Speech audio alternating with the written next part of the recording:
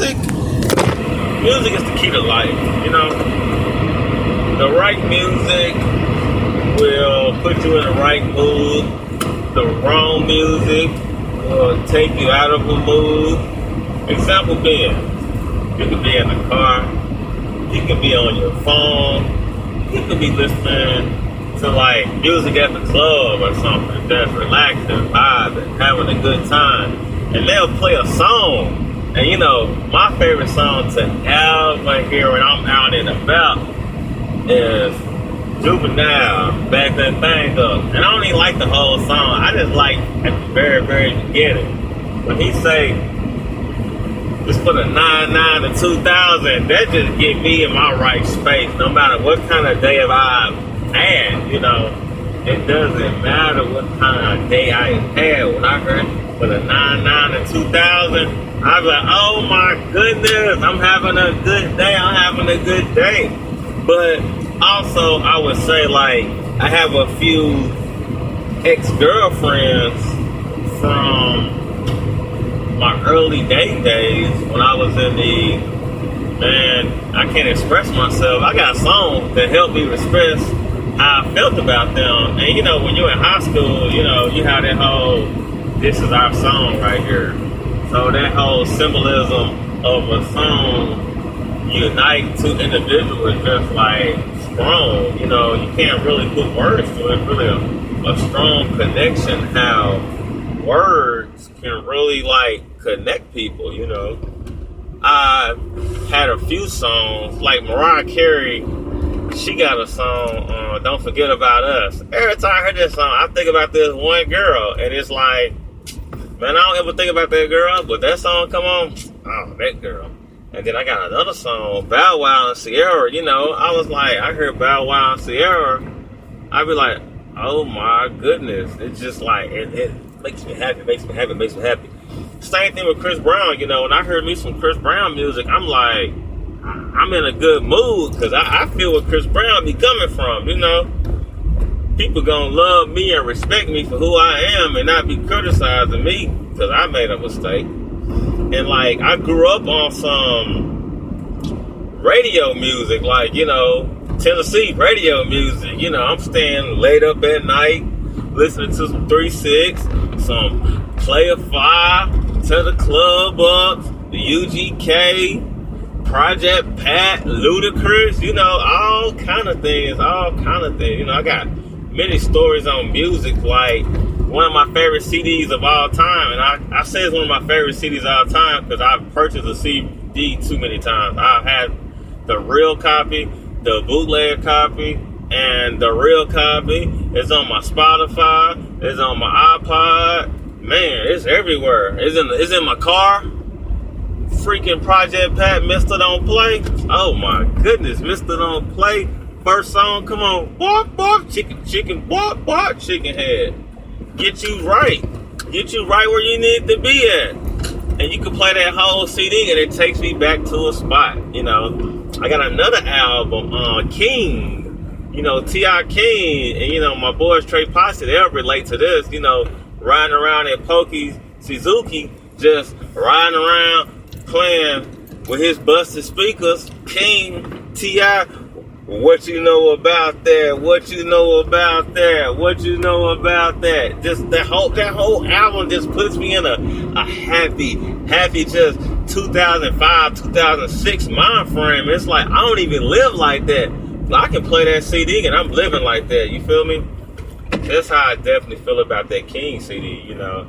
And like I remember Jay-Z, the Dynasty, you know, I really like the Dynasty because like the intro, you know, Jay-Z, the Dynasty was the first CD that I just listened to where the intro got me in the right mood. The album was a good album because I like Jay-Z, but this is the Dynasty, it just got me in the, okay, I know what I'm listening to, I'm happy, okay, I'm good. And also it takes me back to a time where my mom didn't allow me to listen to those things, so I grew an appreciation for headphones. And ever since I was a little kid, I've been really fascinated with headphones because headphones isolate you from your world and it puts you where you want to be at without distractions. You know what I'm saying? You listen to your earphones and your music playing, you don't hear nothing but your music playing. You don't hear all this outside noise. You don't think about the world. And that's what music does, you know.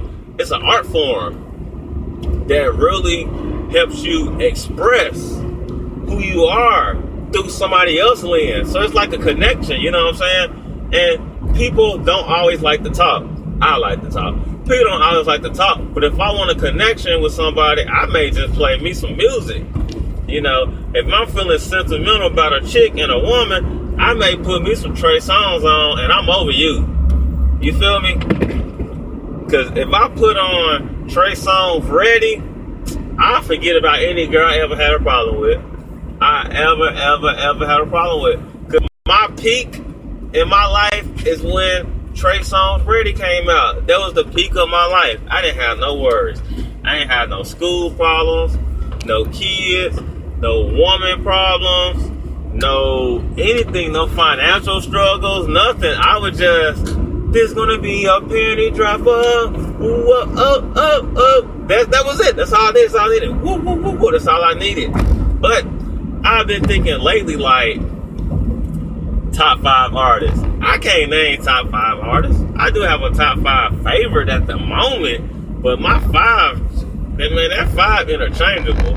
Because growing up, I'm learning the differences between the top 5 artists of all time and my top 5 artists. Like, for example, Jay-Z to me is like top 5 greatest rappers, hip-hop artists of all time, but he's slowly growing out of my top 5, you know. If you catch me on the right day and you say, Michael, what's your top 5? I may leave Jay-Z out. But that doesn't mean Jay-Z, like, I don't respect his craft, but that's part of growing up, you know. It's a difference between I like you and I love you, you know. I like you mean I respect you. I love you mean I prefer not to be without you. And that's how I feel like with my top 5 when it comes to music, you know what I'm saying? Because, like, I am 31 now, and I've been freely listening to music for over half my years in my life. And different points of my life I've evolved, but even now, you know, when I'm at the gym, I'm going through my 04, 05, 06, 07 playlist of music, trying to get that that feel. But I wasn't doing nothing working out wise 2004 through 2007. I was just a little kid hanging out with the boys. I was actually making music, so I didn't listen to much music when I was making music, and I was into my own art form. I've been living through other art forms for the past like 10 years. But my top 5, it gets really, really challenging, you know, just like, hey, these are the 5 you gotta live with forever. It's like, oh, only 5? Only 5? Oh my goodness. And then to get even more deeper, your top 5 artists and then your top 5 albums, they may not even be connected, you know what I'm saying? You may have a top 5 album and that artist not even your top 5. So this is like how cool the challenges of like figuring out you music. Cause like your life need a playlist. You know what I'm saying? Your life needs a playlist. And I heard a song this morning on the radio when I was listening to the radio in Austin. And they had a throwback joint.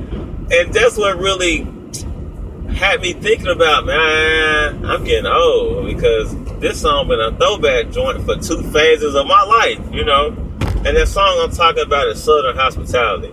And being honest, I love that song, but the fact that the video, when I hear the song, I see the video. So they're like really connected together. Song, video. Without the video, that song wouldn't mean the same to me. So that's what I'm saying, where I grew up in 2 different phases. That album came out, not supposed to be listening to Ludacris. This is back when the edited CDs at Walmart was a popular thing for somebody to buy you and it made you mad. But Ludacris album Back for the First Time was like awesome.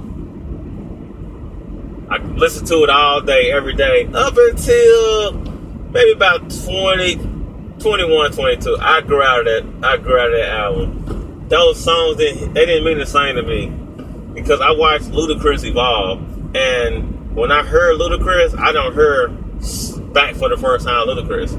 That's not a problem. You know, a lot of people say that about Wale. You know, I like Wale now, but the people who like Wale now didn't like Wale then, and vice versa.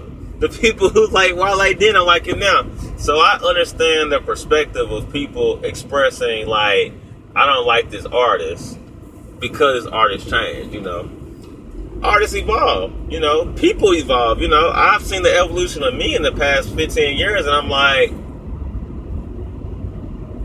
okay, how am I gonna get mad at some artists? I'm an artist of my life. They're an artist of their life. They're painting the picture for me to listen to. How can I get mad at them and not be as eager to listen to them and be involved in their music because I don't like how they evolve? That's okay.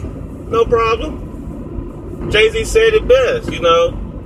If you like the old me, buy my old albums. And that's what I live that. I live that line, you know. Project Pat come out now. I can't listen to Project Pat now. I can listen to old Project Pat. I can't listen to new Project Pat. I tried. It's hard. It's hard. It's hard to listen to Project Pat. You know, because Project Pat made music that I liked when he was my age. He's no longer my age, you know? He's no longer my age. So I can't relate to it as much. But I understand where he's coming from. When I'm listening to it, I'm like, yeah, I got you, Pat. But Pat, I'm in Austin, Texas, you know? And I would notice, like, I played Texas music. When Texas, like, shot out the gates and was, like, taking over the rap game, I was bumping Texas because Texas was popular. But when I moved to Texas approximately 4 years ago, I gained a new appreciation for Texas music. I understood what Paul Wall, Slim Thug, Lil Keke, Zero, Bun B, Pimp C, Chamillionaire. I understand what they're talking about, you know what I'm saying? DJ Screw. I understand DJ Michael Watts. I understand Mike Jones. I understand their music on a different level. I'm like, okay, all right, yeah, And I'll give you another example. As a kid, you don't travel that much, so you can't relate to music. I went to freaking Miami, and I saw the crowd react to like Trina and Trick Daddy, Slip and Slide, 2 Live Crew being played, Uncle Luke. Like, I watched them react, and I was like, ooh, I feel it. Same thing about 3 6 Mafia, you know. The first time I saw 3 6 Mafia in concert, I was in freaking California. I grew up on 3 6 Mafia, moved from Tennessee, in California, went to a concert. It's 2 different vibes, you know. I'm in that thing trying to get buck and wild, and they playing tear the club up. You can't tear the club up in LA. Alright? Ain't no tear the club up in LA. But when you in freaking Memphis, Tennessee, Jackson, Tennessee, Nashville, Tennessee, West Memphis, Arkansas, Little Rock, Arkansas, Mississippi, Biloxi, man, when they play tear the club up, you know what tear the club up mean. It ain't no doubt. Ain't no doubt in your game when you hear tear the club up, you already know. Let me feel your tongue ring, sipping on some scissor. You already know what that means. So you can't tell me the evolution of people growing. I definitely understand the art form. But like nowadays, it's certain people I vibe to on a consistent, regular basis. You know, like Michael, top 5